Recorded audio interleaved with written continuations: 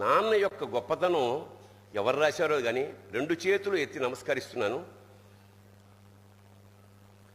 అది చాలామంది వాట్సాప్లో వచ్చి ఉంటుంది. రాని వాళ్ళకి ఈ సందర్భం చాలా గొప్పది, నిజంగా హృదయాన్ని ద్రవింపజేసేది, సత్యం కూడాను.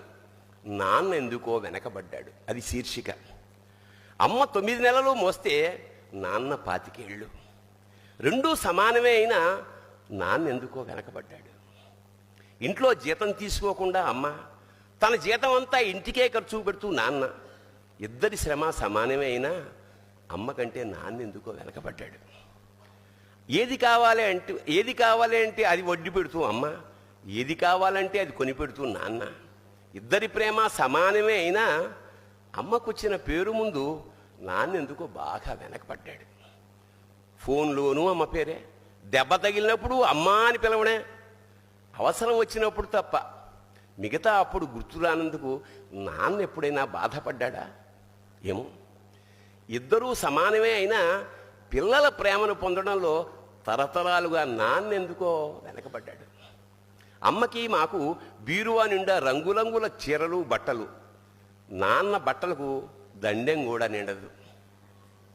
తనని తాను పట్టించుకోవడం రాని నాన్న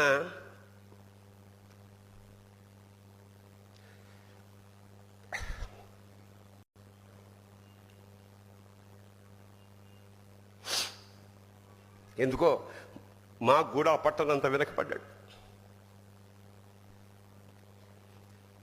అమ్మకి అన్నో కొన్నో బంగారు నగలు, నాన్నకి బంగారు అంచున్న పట్టు పంచి ఒకటే.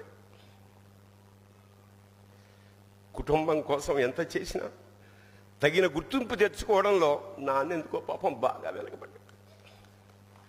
పిల్లల ఫీజులు ఖర్చులు ఉన్నాయి ఎప్పుడప్పుడు. ఈసారి పండక్కి చీర కొనొద్దంది అమ్మ. ఇష్టమైన కూర అని చెప్పి పిల్లలు మొత్తం తినేస్తే ఆ పూటకి పచ్చడి మెతుకులతోనే ఇష్టంగా తినే నాన్న. ఇద్దరి ప్రేమ ఒకటే అయినా మా అమ్మ కంటే నాన్న చాలా వెనకబడ్డాడు. వయసు మళ్ళాక అమ్మ అయితే ఇంట్లోకి పనికొస్తుంది, నాన్న ఎందుకు పనికిరాడని మేము తీర్మానం చేసుకున్నప్పుడు కూడా వెనకబడింది నాన్నే. నాన్న ఇలా వెనకబడిపోవడానికి కారణం ఆయన మా అందరికీ వెన్నెముక కావడమే. వెన్నెముక వెనక ఉండబట్టే కదా దన్నుగా నిలబడగలుగుతున్నాం. ఇదేనేమో నాన్న వెనకబడిపోవడానికి కారణం. శివోహం.